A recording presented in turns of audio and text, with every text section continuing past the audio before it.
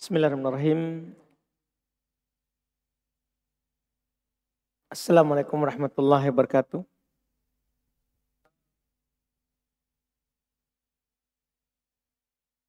Innal hamdalillah nahmaduhu wa nasta'inuhu wa nastaghfiruh wa na'udzu billahi min syururi anfusina wa min sayyiati a'malina.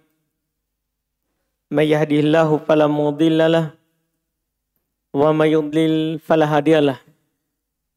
Asyhadu an la ilaha illallah wahdahu la syarikalah wa asyhadu anna Muhammadan abduhu wa rasuluh sallallahu alaihi wa ala alihi wa ashabihi wa man tabi'ahum bi ihsan ila yaumiddin, amma ba'd. Alhamdulillah, kita pada malam hari ini melanjutkan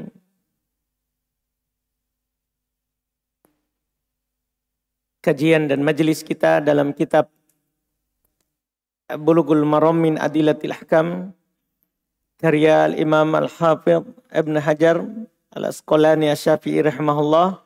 Malam hari ini kita di pertemuan di majelis ke-56 masuk di bab yang baru, bab tentang khusyuk di dalam salat.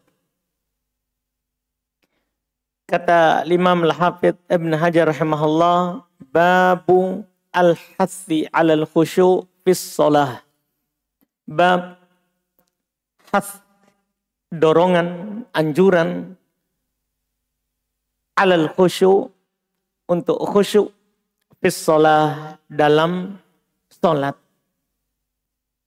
Bab ini beliau sebutkan sebelum masuk dalam pembahasan sifat salat, karena ini dua bab sebelum sifat salat ini ya, bab khusyuk sama bab tentang masjid. Beliau sebutkan sebelum pembahasan sifat salat Nabi sallallahu alaihi wa alihi wasallam, karena khusyuk ini adalah sangat penting di dalam salat, sehingga butuh kita mengetahui terkait dengan pembahasan tentang khusyuk. Dan di pembahasan khusyuk ini beliau akan menyebutkan beberapa hadits terkait dengan pentingnya khusyuk dan harusnya kita menghindar dari hal-hal yang mengganggu salat kita. Beliau akan menyebutkan 13 riwayat, 13 hadits di dalam pembahasan ini. Khusyuk itu sudah kita kenal dalam bahasa kita, cuman dia dalam bahasa Arab bermakna al-khudu' was sukun, tunduk dan diam. Iya, bisa bermakna khusyu'ul qalbi, khudu'ul qalb, tunduk hati. Bisa juga bermakna khusyuk al-jawarih, tunduk anggota badannya. Khusyuk hati artinya di dalam salat kita menghadirkan ya Allah Subhanahu wa taala di dalam peribadatan salat kita. Artinya ikhlas. Kita beribadah seakan-akan melihat Allah, atau dalam keadaan kita yakin bahwa Allah ya melihat gerakan dan bacaan kita. Itu namanya ketundukan hati. Adapun khusyuk al-jawari, ketundukan anggota badan, yaitu kita tidak melakukan hal-hal yang terkait dengan gerakan dalam sholat, kecuali gerakan sholat. Tidak bergerak dengan gerakan-gerakan tambahan yang lain. Dan nanti dalam 13 hadits yang beliau akan sebutkan dalam bab ini, ya, beliau akan menyebutkan hal-hal yang tidak boleh dilakukan dalam sholat. Karena dia menafikan, menghilangkan khusyuk. Atau menggambarkan kalau kita tidak khusyuk di dalam sholat.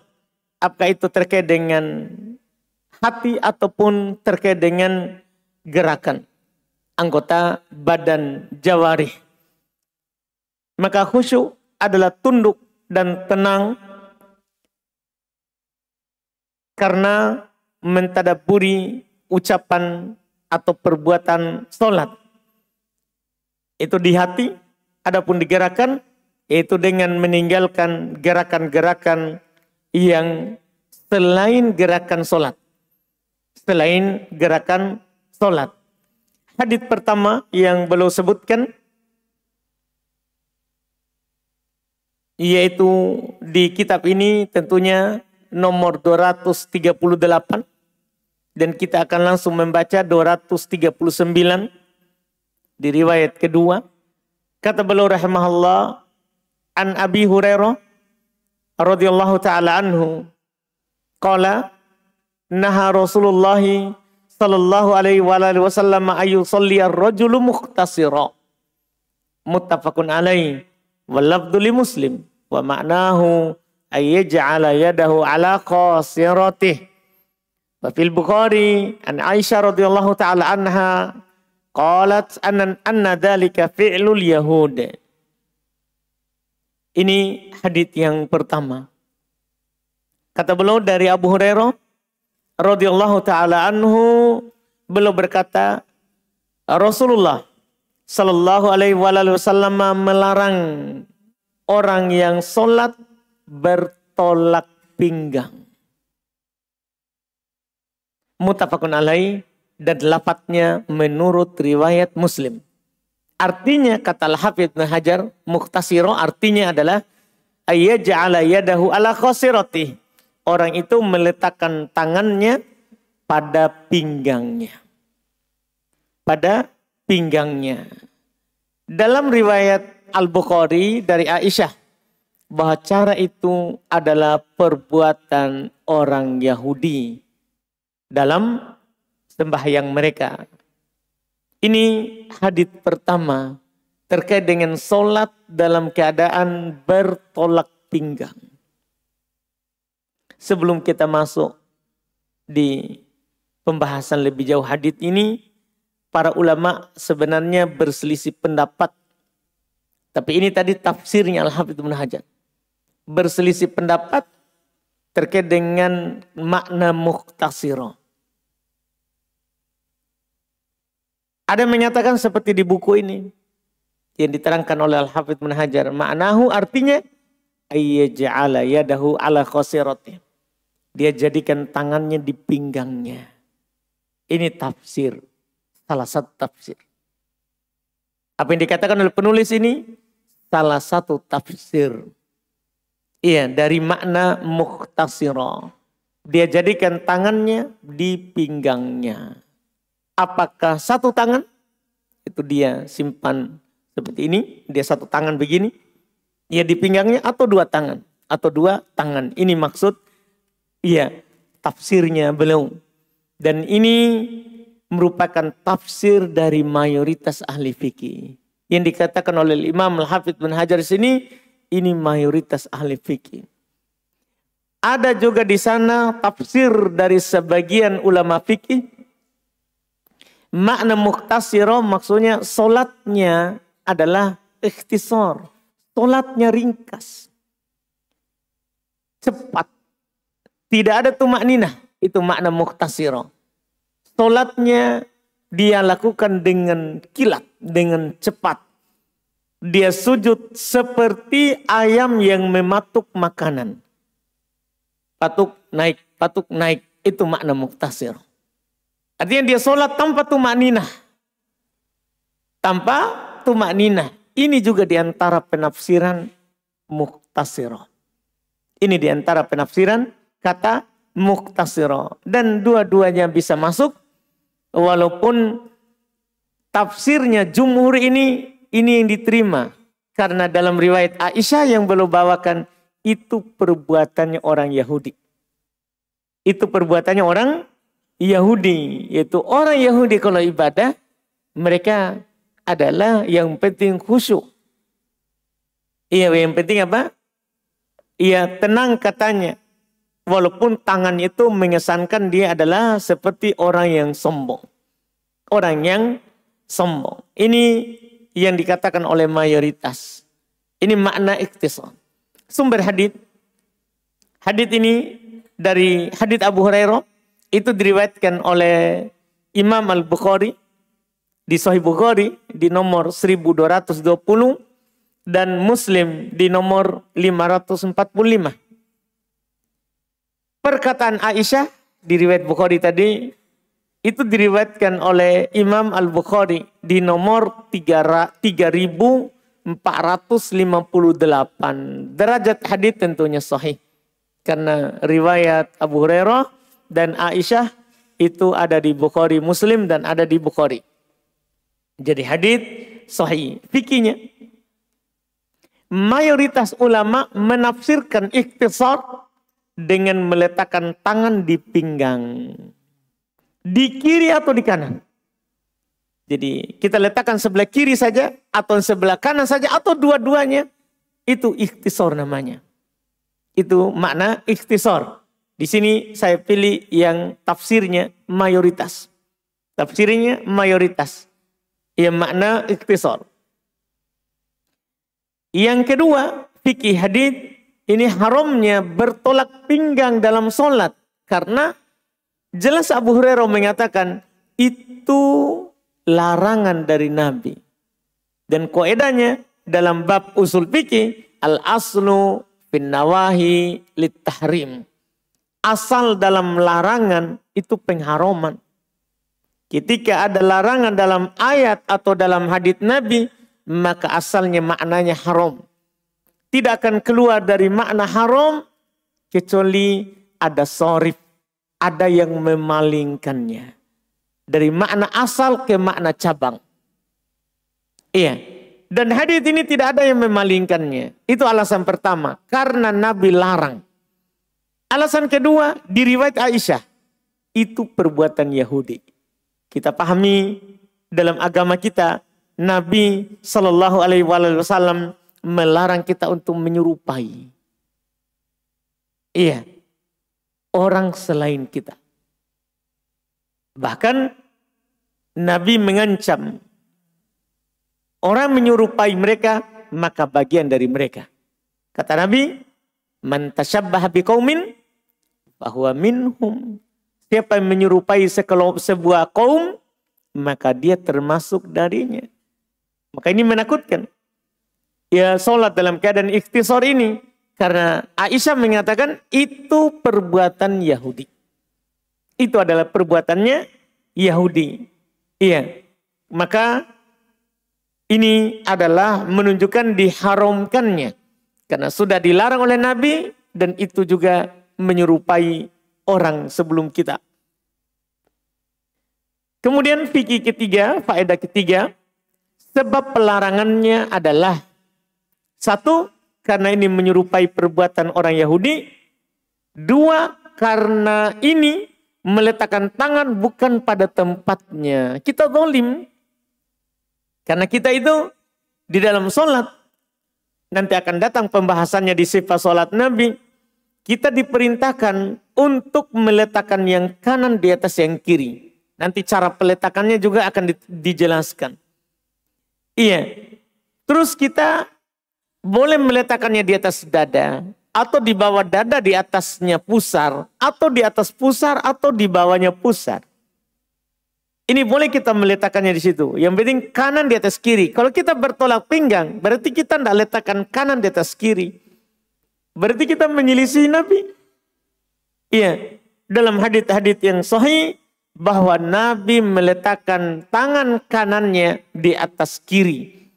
Apakah dengan cara meletakkan telapak kanan di atas punggung kiri atau nanti diletakkan di sini di lengannya, lengan bawah. Ini Ia adalah yang dilakukan oleh Nabi. Ketika kita bertolak pinggang, maka kita menyelisihi Nabi. Iya, maka ini sebab dilarang. Karena ini meletakkan tangan bukan pada tempatnya. Nabi tidak meletakkannya di situ. Alasan ketiga, karena ini seperti orang yang menyombongkan diri. Inilah bab khusyuk. Ini menafikan khusyuk. Apa makna khusyuk tadi? Khudu wa sukun al-qalbi wal jawari.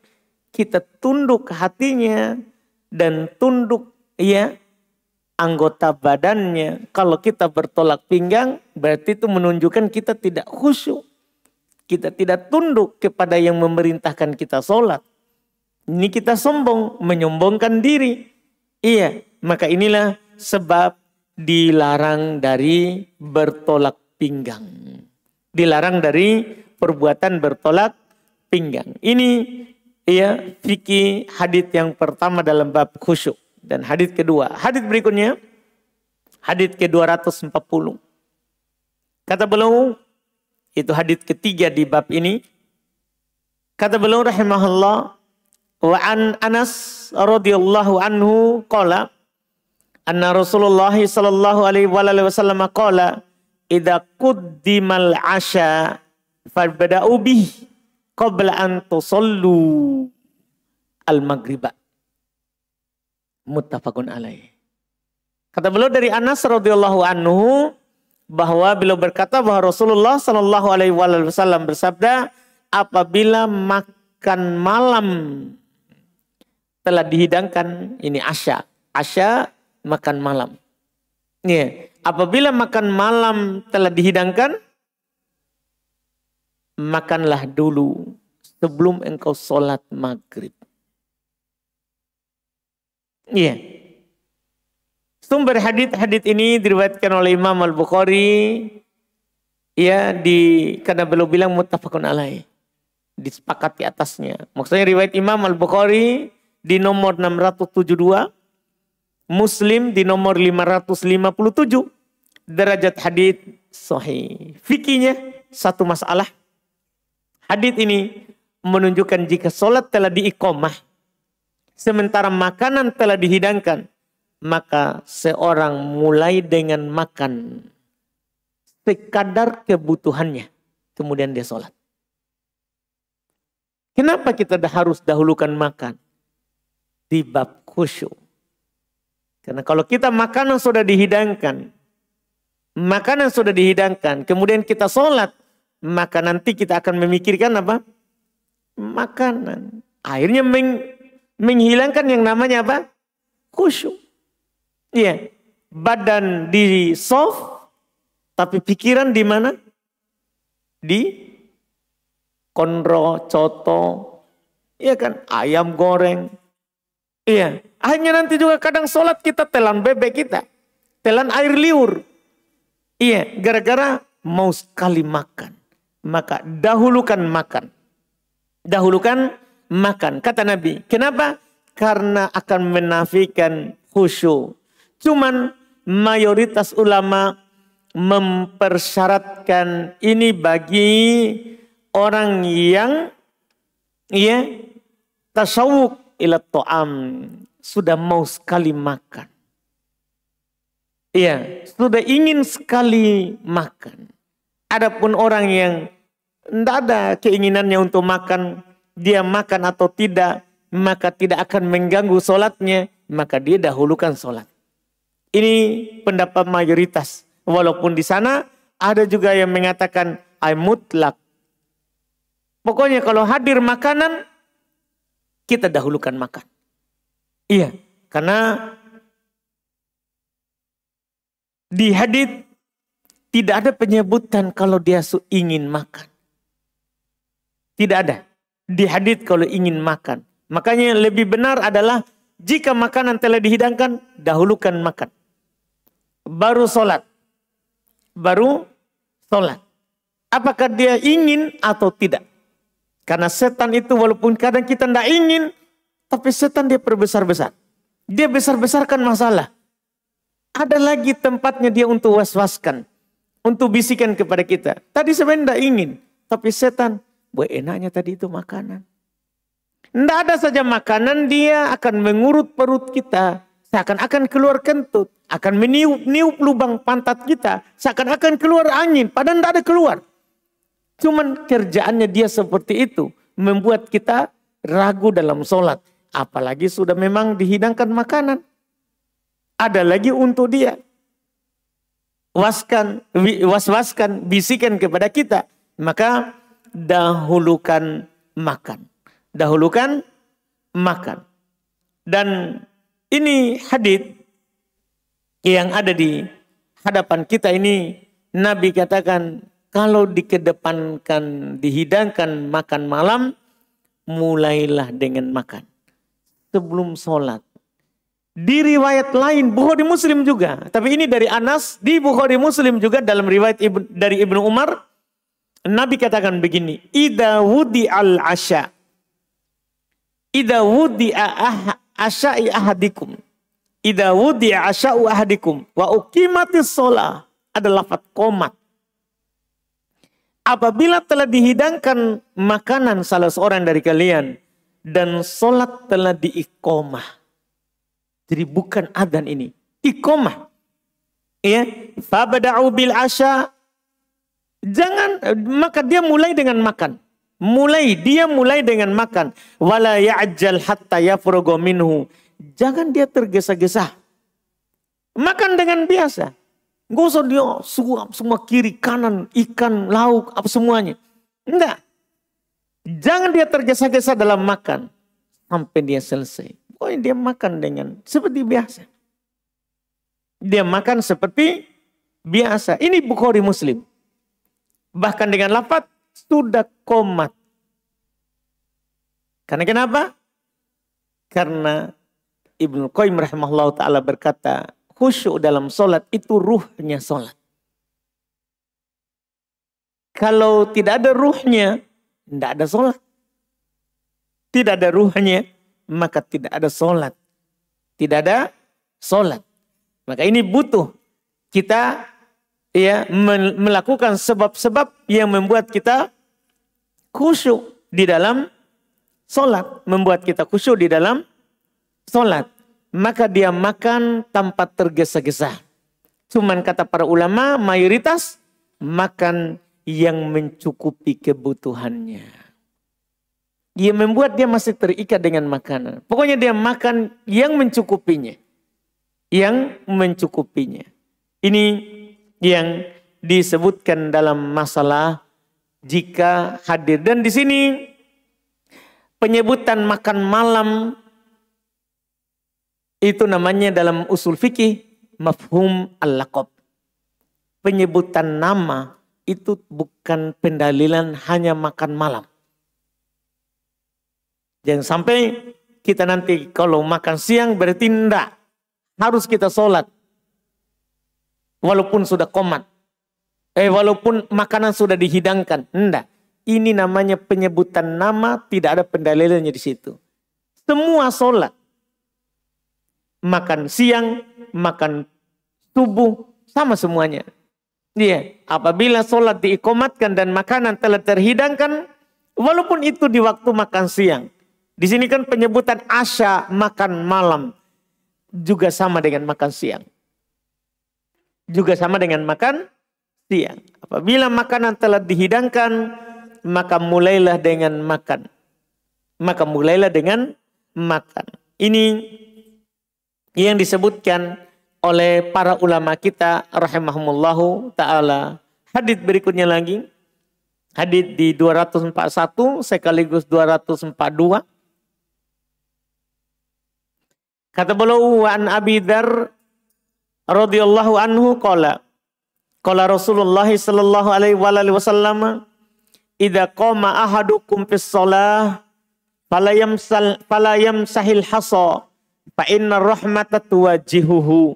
Rawahul khamsah bi isnadin sahihin wa zada Ahmad wahidatan awda' wa fi sahih an Mu'aykib nahwuhu bi ghairi ta'lil.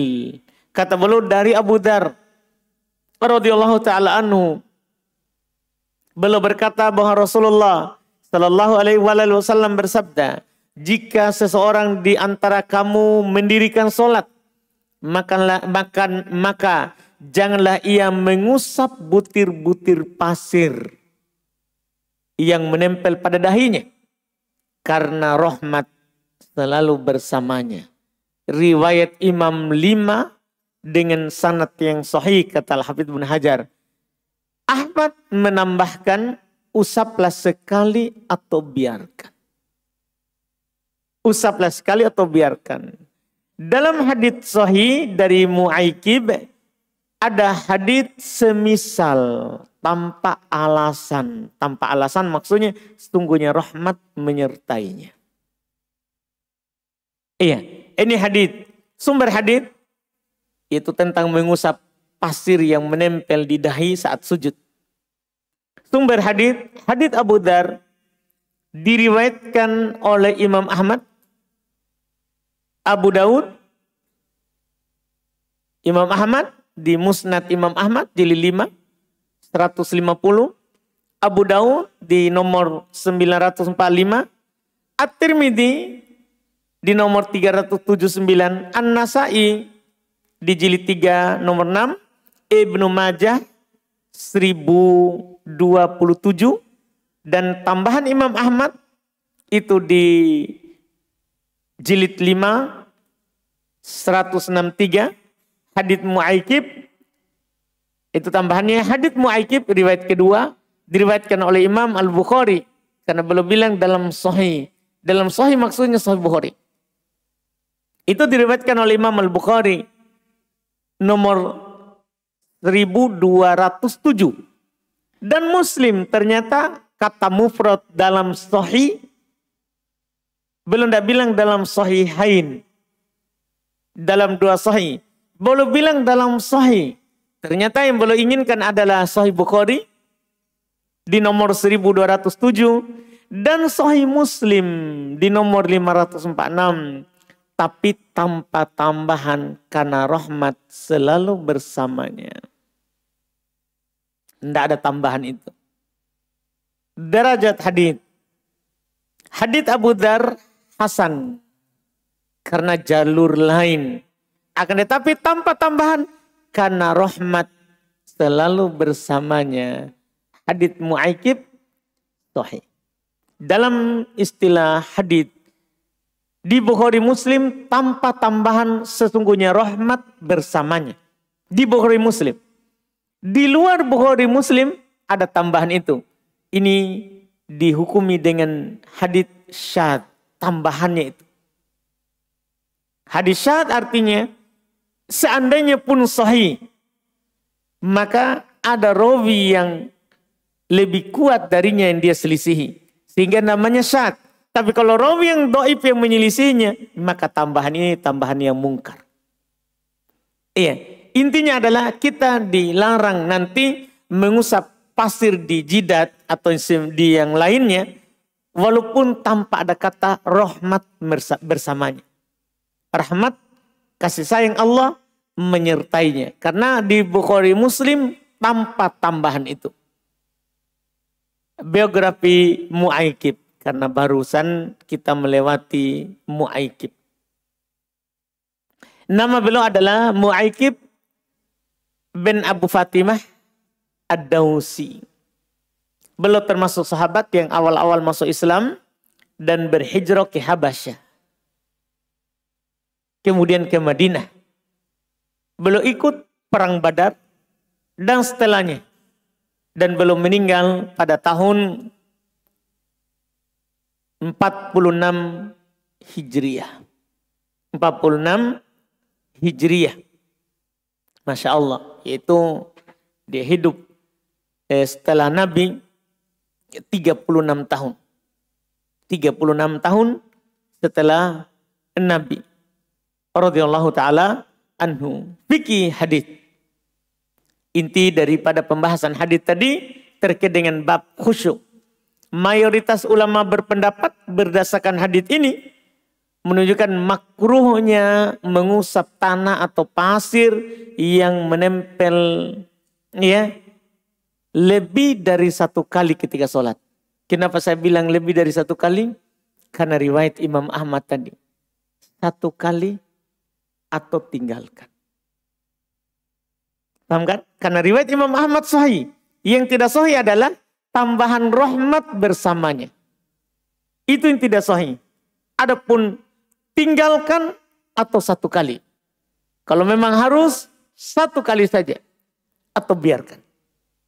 Atau biarkan. Makanya saya tambahkan kata 1, lebih dari 1 kali. Dan itu yang dipegang oleh mayoritas ulama rahimahumullahu ta'ala, bahkan orang-orang dohiriyah, orang yang bermadhab dohiri, ya, berpendapat bahwa hal tersebut diharamkan. Sampai seperti itu. Bukan lagi makruh, tapi haram. Tapi haram. Dan yang benarnya pendapat mayoritas tidak sampai haram. Itu hanya makruh. Kenapa? Karena mengusap pasir di jidat itu menafikan khusyuk. Akan menafikan khusyuk di dalam sholat. Itu yang mereka sebutkan. Dan pendapat mayoritas tentunya itu adalah hal yang benar dalam hal ini. Dan dalam riwayat Imam Ahmad tadi, sekali atau tinggalkan, karena sekali itu tidak menafikan khusyuk. Sekali itu tidak menafikan khusyuk. Adapun sudah lebih dari sekali, itu sudah menafikan khusyuk. Itu sudah menafikan khusyuk. Itu yang disebutkan oleh mayoritas rahimahumullahu ta'ala.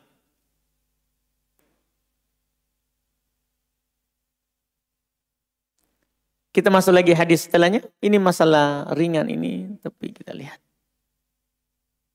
Iya, kita masuk lagi, baca lagi hadis setelahnya. Alhamdulillah. Di hadis nomor 243, 244, langsung 2 juga. Kata beliau rahimahullahu ta'ala, an Aisyah radhiyallahu ta'ala anha qalat, sa'altu Rasulullah sallallahu alaihi wasallam anil iltifati fi shalah faqala huwa ikhtilasun yakhtalisuhu syaitan min salatil abdi, rawahul Bukhari. Wali Tirmidzi an Anas wa sahhaha iyyaka wal iltifata fi shalah fa innahu halakatun fa in kana fala bud fa fit tatawwu'. Masya Allah. Kata beliau dari Aisyah radhiyallahu taala anha, beliau berkata, saya bertanya kepada Rasulullah sallallahu alaihi wasallam tentang hukumnya menoleh di dalam sholat. Maka beliau menjawab, itu adalah ikhtilas. Itu adalah copetan, curian yang dilakukan oleh setan terhadap sholat seorang hamba. Riwayat Bukhari. Menurut riwayat At-Tirmidzi dengan lafaz iya kawal iltifat fi shalah, hindarilah dari berpaling dalam salat.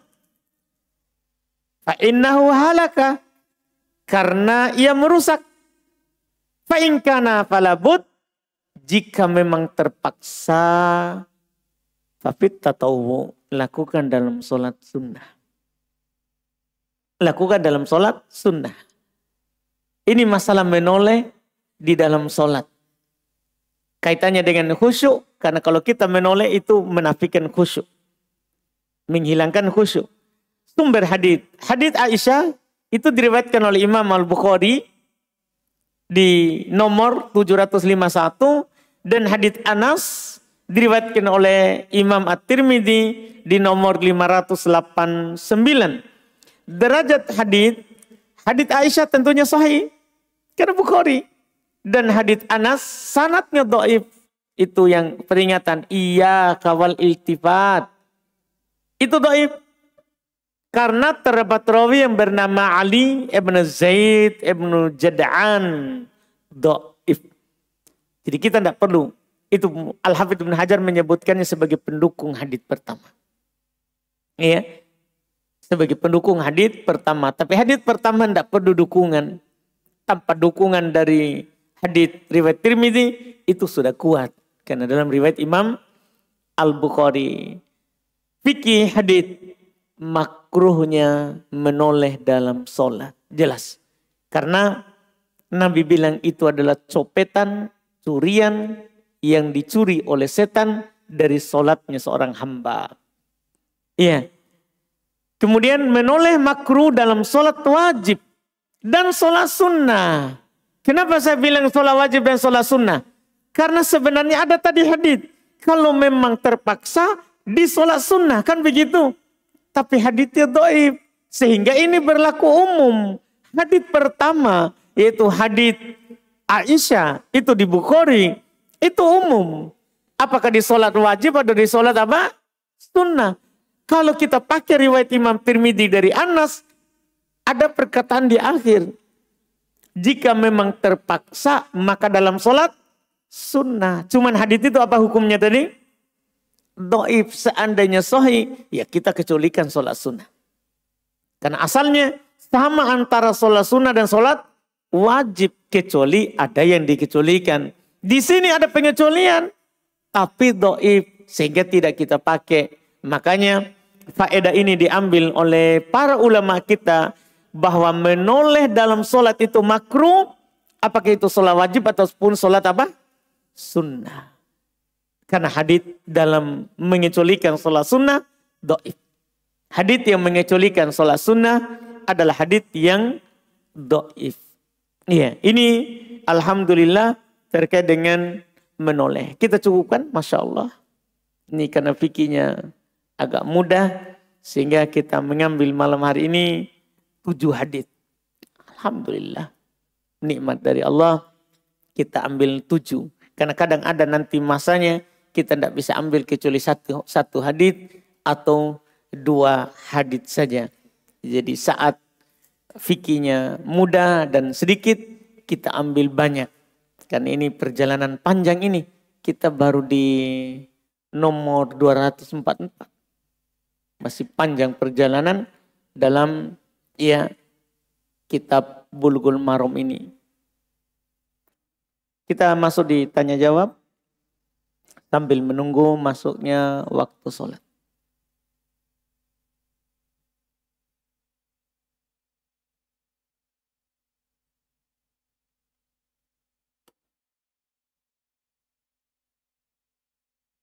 Ada pertanyaan langsung?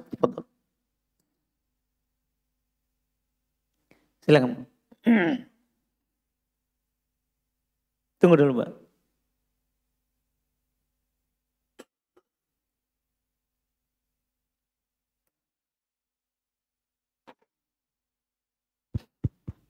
Bismillah, izin bertanya Ustaz. Mengenai kemarin hadis tentang lewatnya wanita yang sedang haid ketika kita sholat, maka itu bukan yang sedang haid, yang sudah haid, yang balik. Bukan dia sedang haid. Oh.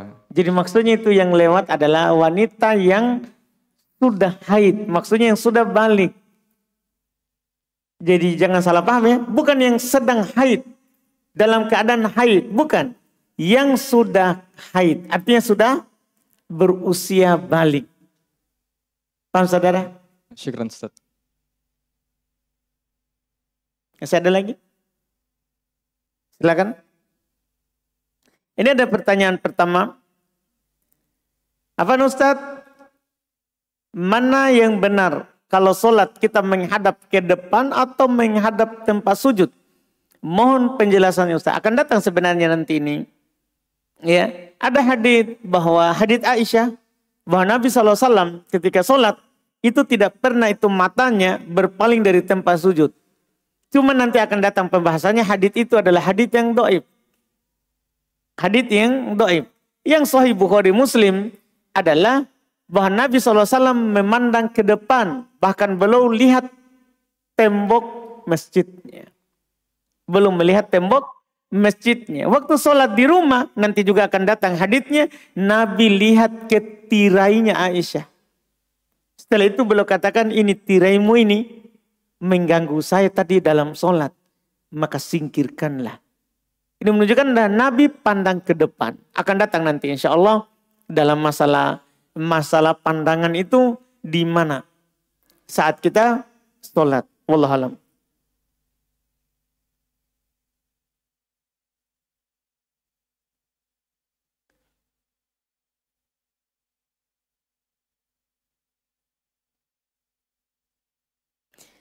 Katanya saya mendapatkan penawaran untuk mensupport kegiatan salah satu kelompok jilbab di Makassar, di mana acaranya tentang pentingnya jilbab di era sekarang.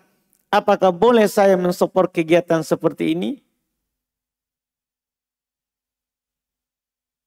Sebenarnya mau dibantu acara kebaikan dibantu, cuman dilihat kelompoknya itu masalahnya kadang sekarang jilbab, nanti diajak ke yang lain.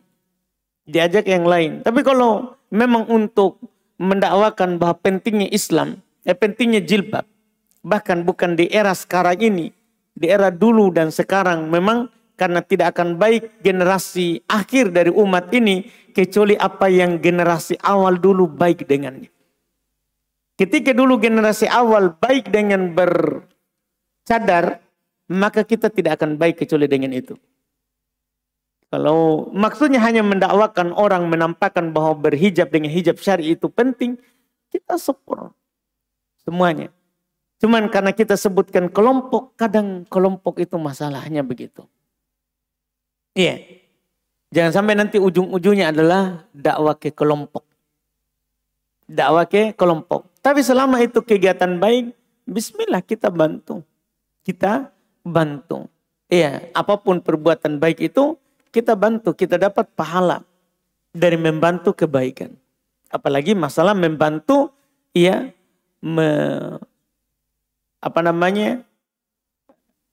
sekarang memviralkan. Bahasanya orang sekarang, masalah-masalah yang syar'i. Iya, masalah yang syar'i. Iya, kalau ada kebaikan kita sebarkan, kita dapat pahala. Seperti orang yang menyampaikannya. Seperti orang yang menyampaikannya. Kita sebarkan. Iya. Itu hal yang tentunya dijanjikan pahala oleh Nabi. Karena kata beliau, ad-dal alal khairi kafa'ilih. Orang menunjuki orang lain kepada sebuah kebaikan, maka dia seperti pelaku kebaikan itu. Seperti pelaku kebaikan itu. Makanya ya, kita dianjurkan untuk ta'awun alal birri wal taqwa. Ya, dianjurkan untuk saling menolong dalam kebaikan dan ketakwaan. Itu saja. Cuman tanpa mengikat orang dengan kelompok tertentu. Iya, kita tidak cinta dan benci hanya sebagai kelompok saja. Ta'awun saja, bantu saja selama itu kebaikan. Selama itu kebaikan, wallahualam.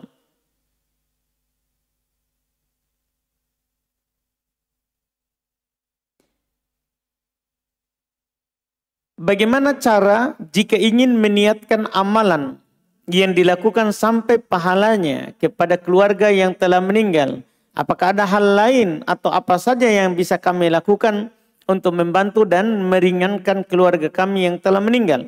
Walaupun kami pun belum tentu baik, tapi setidaknya kami masih memiliki kesempatan beribadah dan hidup di dunia. Jadi setiap amalan kebaikan yang dilakukan apakah bisa diniatkan untuk saudara yang telah tiada? Boleh. Kita bersedekah atas namanya. Kita berinfak atas namanya. Kita berumroh atas namanya. Kita berhaji atas namanya. Boleh. Datang seorang perempuan kepada Nabi Sallallahu Alaihi Wasallam. Ya, dia bertanya, bapakku sudah tidak mampu lagi berhaji, tidak mampu naik kendaraan. Apakah saya hajikan untuknya? Kata Nabi, hajikan untuknya. Yang penting kita niatkan untuknya. Datang seorang juga kepada Nabi, ibunya meninggal tiba-tiba. Kalau dia berbicara, mungkin dia akan bersedekah. Apakah saya bersedekah atas namanya? Sedekah atas namanya. Sedekah atas namanya. Jadi yang kita lakukan itu sampai kepadanya dengan niat untuk orang tersebut. Makanya Nabi SAW ketika beliau berkurban, beliau berkata, Bismillah, Allahu Akbar, hada anni wa an ahli baiti wa amman lam yudhi min ummati. Bismillah, Allahu Akbar, ini dariku dan dari keluargaku dan dari siapa saja yang tidak berkurban dari umatku. Jadi ini menunjukkan bahwa dalam ibadah kurban boleh juga diniatkan untuk orang yang telah meninggal. Tapi bukan orang yang meninggal yang niat, yang berkurban. Kita yang berniat, kita ikutkan dengan kita orang yang telah meninggal. Dan ini sampai kepadanya. Wallahualam.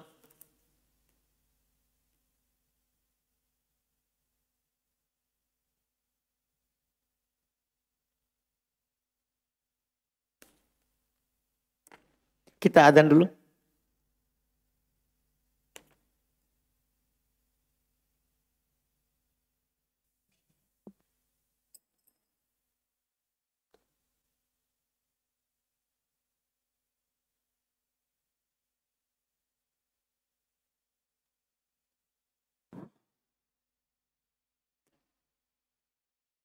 Kita lanjut di pertanyaan berikutnya sini.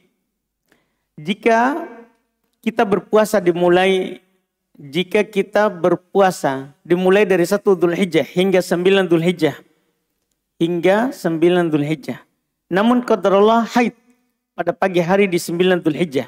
Apa kita dapat pahala puasa Arafah? Dapat. Berdalil dengan hadits Bukhari Muslim dari Umar bin Khattab, innamal a'malu binniyat wa innamal likulli imri'in ma nawa. Sungguh amalan itu tergantung niat dan setiap orang akan mendapatkan apa yang ia niatkan. Dan di sini sudah dia niatkan, bahkan dia sudah lakukan. Cuman 9 Dzulhijjah dia haid paginya. Dia haid paginya. Ada juga hadits dari Nabi SAW diriwayat Imam Muslim dari Jabir bin Abdullah Al-Ansari radhiyallahu taala anhu, Nabi SAW katakan, Jabir berkata, kunna ma'an Nabi SAW fi Guzah. Kami pernah bersama Nabi SAW di sebuah peperangan. Faqala, maka Nabi berkata kepada para sahabat, inna bil madinati la rijalan masirtum sayron wala qata'tum wadiyan illa kanu ma'akum habasahumul marad. Kata Nabi ini, di perang Nabi bilang kepada para sahabat, tunggu ada di Madinah orang-orang yang tidak ikut bersama kita. Tapi tidaklah kita melakukan sebuah perjalanan, kita melewati sebuah lembah kecuali mereka bersama kita. Cuman mereka ditahan oleh udzur. Jadi bersama orang yang melakukannya. Karena dia meninggalkan karena ada udzur. Bahkan dalam riwayat kata Nabi, riwayat Muslim, illa syarakukum fil ajr. Kecuali mereka sama dengan kalian dari sisi pahala. Jadi yang menahannya hanya udzur saja. Ini keutamaan berniat untuk beramal, kemudian kalau ada udzur kita terhalang darinya. Iya. Maka bagi kita pahala puasa Arafah karena kita punya udzur dan sudah berniat. Wallahu alam. Sini ada pertanyaan berikutnya. Bila para istri janjian bertemu di kafe atau di tempat makan, dan para suami dari istri-istri ini ikut dan menyatu dalam pertemuan, apa ikhtilat ini dibolehkan atau tidak? Tidak. Tidak boleh menyatu. Karena dalam pertemuan ini ada saling akrab antara para istri dan para suami. Tidak. Suruh saja istri akrab dengan istrinya, teman tak. Jangan saling akrab. Karena lama-lama nanti masalah. Lama-lama masalah. Sekarang dia curhatkan temannya ke kita. Iya, teman kita. Nanti lama-lama kita lebih bagus daripada suaminya. Bagi setan kan pintar, sedikit demi sedikit. Sedikit demi sedikit. Akhirnya nanti dia akan tinggalkan suaminya karena dia melihat kita lebih baik. Apalagi sudah mulai membandingkan. Betapa suaminya si Fulan bagusnya, lembutnya. Iya sama kita, sama istrinya keras tonji. Iya. Setan pintar. Setan pintar. Makanya hati-hati. Nabi jelas, kata Nabi, Iyakum waddukhula bin nisa. Hati-hati campur dengan perempuan. Walaupun itu istrinya, teman dan sudah akrab sekali. Sudah saling jilat tangan maki. Kita makan, jilakan dulu lagi bosan kak. Walaupun sudah kita saling jilat tangan dengan teman itu,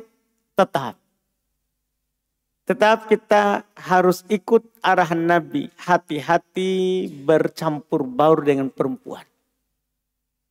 Hati-hati bercampur baur dengan perempuan.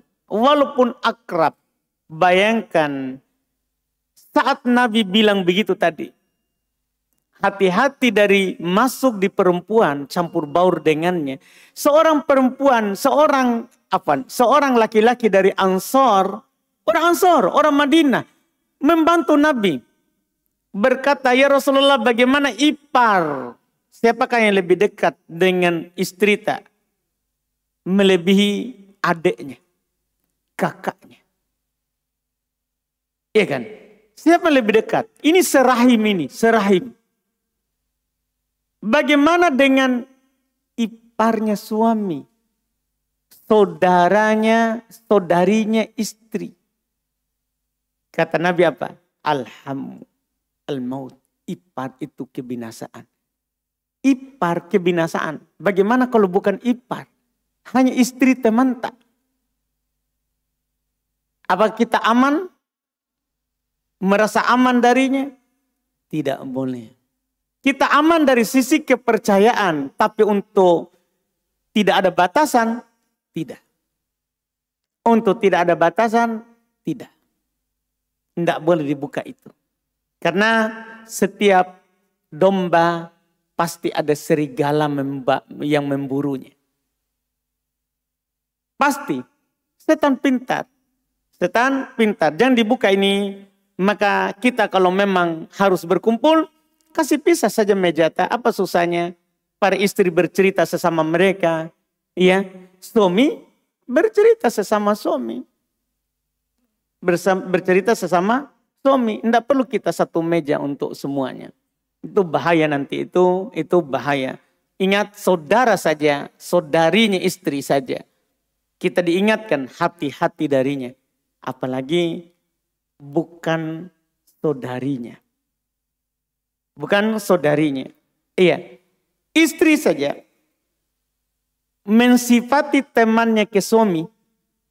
Seakan-akan suaminya melihat langsung itu perempuan. Dilarang oleh syariat. Suami ini. Iya. Ketika dia tanya istrinya tentang temannya.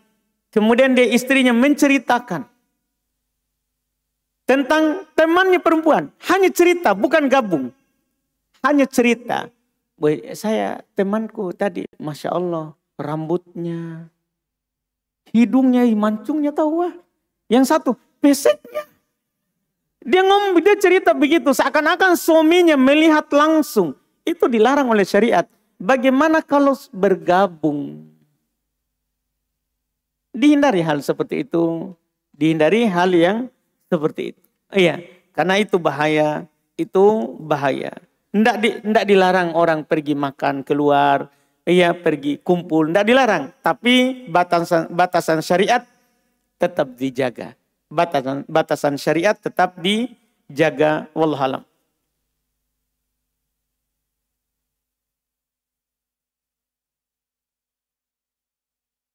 Ustadz, salahkah saya jika merasa takut duduk bersama dengan akhwat atau ummahat? Yang dimana ummahat itu bermudah-mudahan dengan video.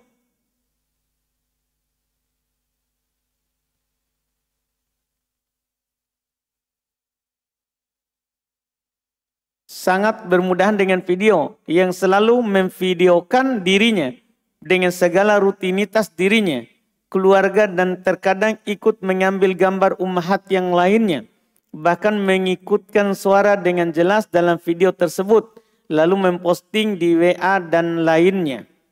Salahkah merasa takut duduk? Iya. Tidak apa-apa kita menghindar jika itu membahayakan. Tidak apa-apa. Tapi kita menghindari karena perbuatannya, bukan karena orangnya. Kalau orangnya datang menegur kita, kita berpapasan, kita salam kepadanya dan kita jawab salamnya, kita tetap senyum. Jangan sampai nanti orang menganggap bahwa ini orang kalau sudah pakai cadar, Masya Allah. Iya, sudah tidak mau senyum. Tidak, kita tetap senyum. Walaupun kita tidak suka perbuatan yang kita sebutkan itu, kita tidak suka, tapi orangnya kalau kita bertemu dengannya tetap kita ramah. Tetap kita ramah. Jangan sampai nanti orang lari dari kita karena akhlak kita yang buruk. Wallahualam.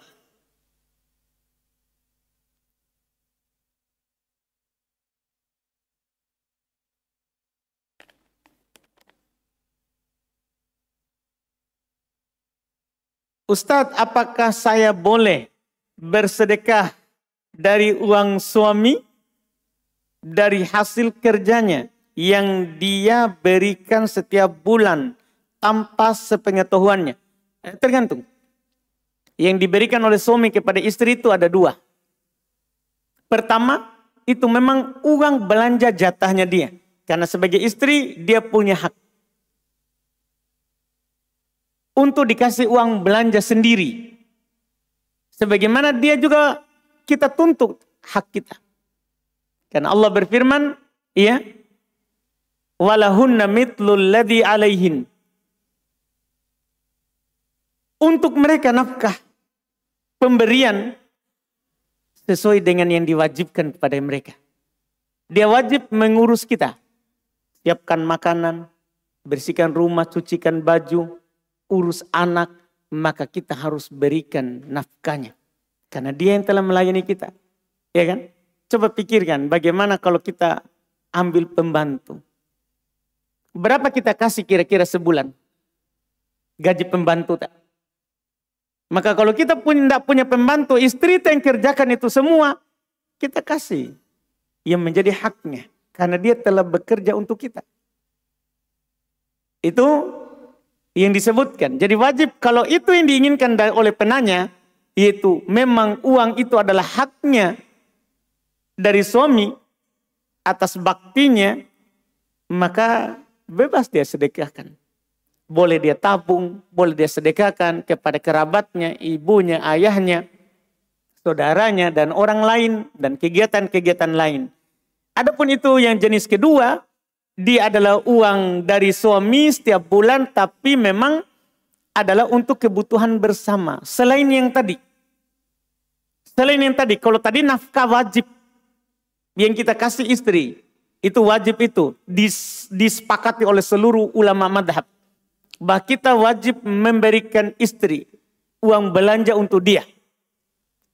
Kalau jenis yang kedua, memang kebutuhan rumah tangga, kebutuhan kita dan anak-anak. Istri. Gaji kita semuanya masuk di istri. Maka ini ada hak suami juga di situ. Ada hak suami juga di situ. Dia cuma titipkan kepada kita sebagai bendaharanya. Maka di sini tidak boleh tanpa izin suami. Ini tidak boleh tanpa izin dari suami. Harus meminta izin dulu. Harus meminta izin dulu kepada suaminya. Baru kita boleh berinfak dan bersedekah dengannya.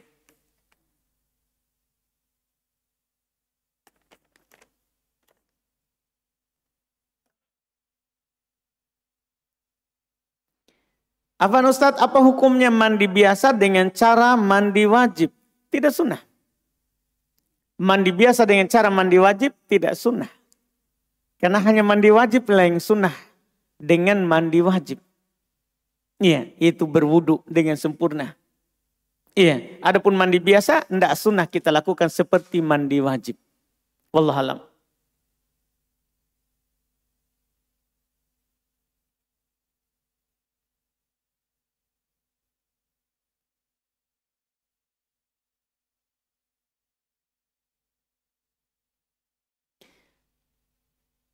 Izin bertanya, apa hukumnya seorang menggaruk-garuk kemaluan dan pantat saat sholat?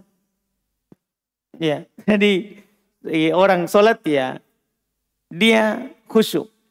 Tapi jika memang harus, kalau tidak garuk nanti dia tidak khusyuk, gatal sekali, harus disentuh walaupun sekali, tidak apa-apa. Itu namanya kalau memang tidak khusyuk, kalau tidak digaruk, dibiarkan ini malah tidak tenang, maka garuk saja supaya khusyuk, tidak masalah. Iya, dan para ulama pendapat mayoritas tidak makruh. Walaupun di sana ada pendapat seperti orang-orang Syafi'iyah mengatakan makruh. Mengatakan makruh. Iya, menggaruk. Apalagi mereka bilang lebih dari 3 kali. Lebih dari 3 kali. Iya, kalau kurang dari 3 kali sebenarnya biar orang Syafi'iyah tidak mempermasalahkan. Tidak mempermasalahkan hal tersebut. Jadi memang jika memang dibutuhkan, tidak masalah hal tersebut. Wallahu a'lam.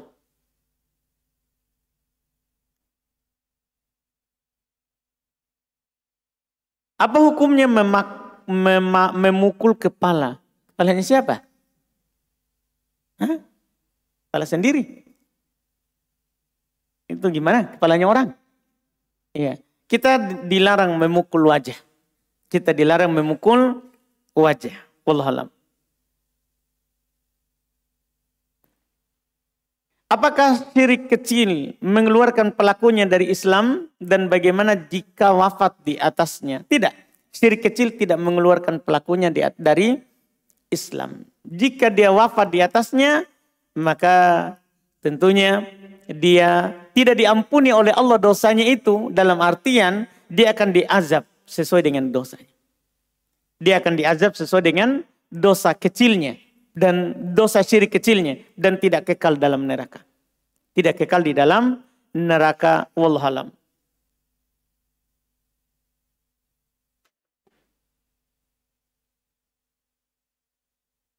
Alhamdulillah saya sudah mengetahui bahwa tidak boleh membangun kuburan. Namun bagaimana solusi jika kuburan itu tanahnya sedikit demi sedikit terbawa arus air jika hujan turun. Karena terletak di kemiringan. Ditakutkan tanahnya akan habis terbawa arus air hujan. Tidak apa-apa. Ya, kita menahannya. Apakah dengan batu? Kalau memang hanya dengan batu yang disusun tertahan, itu yang kita lakukan. Tapi kalau misalnya harus ada semennya di antara batu itu, dimaafkan. Hal tersebut untuk menjaga kuburan itu supaya tidak hanyut. Supaya tidak hanyut. Itu dibutuhkan. Tapi hanya di sampingnya, tidak boleh di atasnya. Tidak boleh di atasnya. Karena ini hanya masalah hajat. Masalah kebutuhan. Masalah kebutuhan. Dan hanya memang sesuai dengan kebutuhan. Tidak boleh lebih. Kalau hanya untuk mengikat batunya, itu saja. Tidak boleh berlebihan dari itu. Tidak boleh berlebihan dari hal yang dibutuhkan. Wallahualam. Karena ad-daruratu tuqaddaru biqadriha. Darurat itu diukur sesuai dengan kadarnya. Tidak boleh kita lebihkan. Wallahualam. Apa perbedaan antara janji dan nadar? Janji itu dia berjanji kepada seorang. Kalau nadar dia mengharuskan hal yang tidak wajib menjadi wajib kepada Allah. Dia haruskan dirinya kepada Allah. Untuk melakukan sebuah amalan yang tidak wajib menjadi wajib. Adapun janji dia haruskan dirinya untuk melakukan sesuatu kepada seorang. Janji terkait dengan haknya kita. Dengan orang lain. Itu dia berjanji kepada orang. Kalau nadar terkait dengan hak Allah Subhanahu wa ta'ala yang wajib kita penuhi selama itu adalah ketaatan. Wallahualam. Bagaimana hukum solat seorang jika ia menelan dahak? Sah solatnya jika dia menelan dahaknya. Bagaimana hukum puasa seorang jika ia menelan dahaknya? Ada mengatakan dahak kalau itu dari hidung batal. Kalau dari hidung. Tapi kalau dari dalam ada mengatakan tidak membatalkan. Cuman dia makruh karena dahak itu menjijikan. Menjijikan saja kalau ditelan. Iya. Itu dan mereka para ulama juga membedakan antara dahak yang terpisah dari ludah dan dahak yang tidak terpisah dari ludah. Kadang kan ada dahak yang bersatu dengan ludah. Kalau ini tidak masalah, dia tertelan. Adapun yang terpisah dengan ludah, maka kita buang. Kita buang. Walaupun bahkan dalam sholat. Nanti akan dibahas juga berdahak dalam sholat. Berdahak dalam sholat. Jadi kita tetap buang itu dahak walaupun bahkan dalam sholat. Itu kita buang. Kalau lantainya tanah, maka nanti ada anjuran buang di bawah kaki kiri dan dikubur. Kalau tanah, kalau keramik jangan. Kita buang di baju kita atau di imamah, ya, atau di tisu yang dibawa, atau di tisu yang kita bawa, wallahu alam.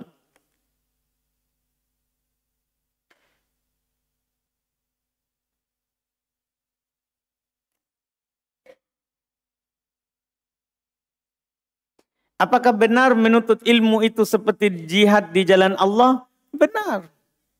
Ya, kata Nabi, man kharaja fi talabil ilmi fahuwa fi sabilillah. Siapa yang keluar dalam belajar, maka dia di jalan Allah sampai kembali. Jadi kalau kita keluar tadi dari rumah untuk datang belajar ke majelis ilmu, taklim, maka kita sedang di jalan Allah sampai nanti kita kembali ke rumah. Sampai nanti kita kembali ke rumah. Dan memang syariat alhamdulillah membagi dua itu jihad. Jihad dengan pedang dan jihad dengan pena. Iya. Maka dianjurkan di Quran. Apa ayatnya itu? Ada ayatnya itu. Yang memang dianjurkan. Ada sekelompok dari kita yang bertafakuh fiddin. Apa ayatnya itu? Surat? At-Taubah. Iya, apa ayatnya? Ahsanta. Makana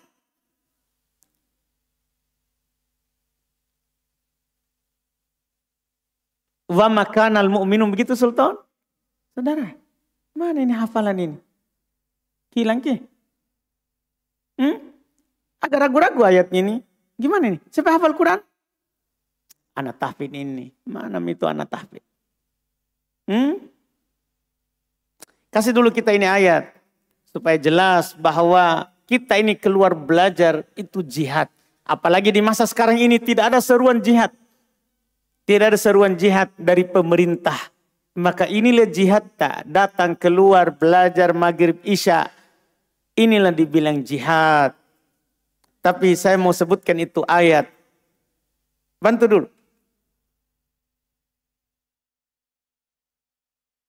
Itu ayatnya ternyata saudara. Apa Sultan? Belum dapat. Ulang-ulang.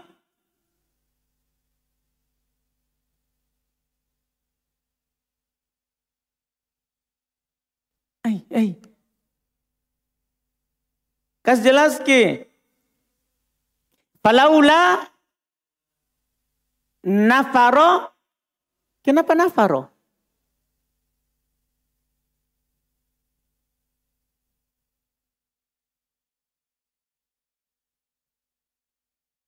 Tidak. Kita mau di awalnya. Tadi cocok itu di awal, tapi kita butuh di kejelasan setelahnya. Itu dia. Wa makana al-mu'minuna liyamfiru kafah. Itu dulu, baru itu tadi yang disebutkan. Dan tidak pantas orang-orang beriman itu liyamfiru kafah, untuk keluar berjihad semuanya. Setelah itu barulah ayat yang disebutkan. Apa itu? Falaula nafaro min kulli firqatin minhum ta'ifah. Ini laula namanya ada waktu at-tahdid atau paling rendahnya adalah art. Itu kenapa tidak ada sekelompok dari mereka yang tinggal untuk tafaqquhu fiddin, belajar agama. Jadi sudah dikatakan di awal, tidak pantas semua beriman itu keluar jihad. Harus ada sekelompok dari orang beriman itu tinggal belajar agama. Supaya nanti itu orang berjihad kembali, Kitalah yang kasih tahu ini hukum halal, haram. Karena yang berjihad sibuk dengan pedang. Sibuk dengan pedangnya. Sibuk melatih jihad. Harus ada yang belajar. Supaya nanti itu orang yang berjihad pulang. Kita ajarkan kepadanya hukum-hukum syar'i. Harus ada sekelompok dari mukmin tafaqquh. Maka dia adalah jihad juga. Ya karena kalau kita bilang bukan jihad. Sedih. Orang yang tidak pergi berjihad karena pahalanya berjihad. Jelas kan? Inilah ayat. Memang Allah bagi dua. Jihad itu dengan pedang dan jihad dengan ilmu. Dengan belajar maka kita berjihad. Dengan belajar kita berjihad. Wallahualam. Kita satu pertanyaan lagi.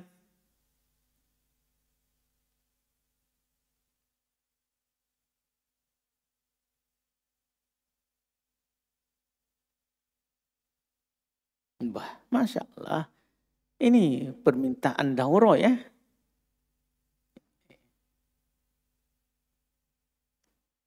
Bukan pertanyaan itu. Minta jadwal.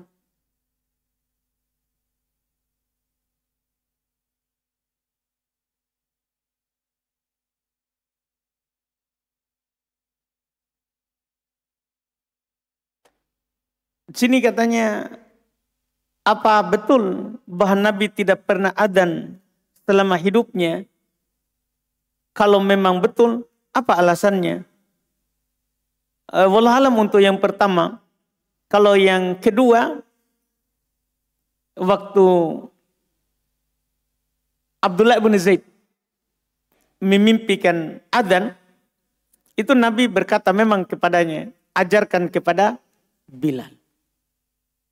Ajarkan kepada Bilal. Sehingga Bilal adalah muadzinnya Nabi saat mukim dan safar. Mungkin dilihat dari situ, kalau kita melihat itu ucapan, penukilan, bahwa Bilal adalah muadzinnya Nabi saat mukim di Madinah dan saat safar. Berarti selalu Bilal yang adzan. Yang adzan. Karena Nabi yang memerintahkannya nanti iqamat. Yang memerintahkan Nabi iqamat. Wallahualam. Kita cukupkan, mudah-mudahan bermanfaat. Masih ada pertanyaan tapi sudah mau masuk waktu. Iya, mohon maaf jika tidak sempat dibacakan. Kita cukup dan tutup. Subhanakallahumma hamdik, asyhadu an la ilaha illa anta astaghfiruka wa atubu ilaik. Assalamualaikum warahmatullahi wabarakatuh.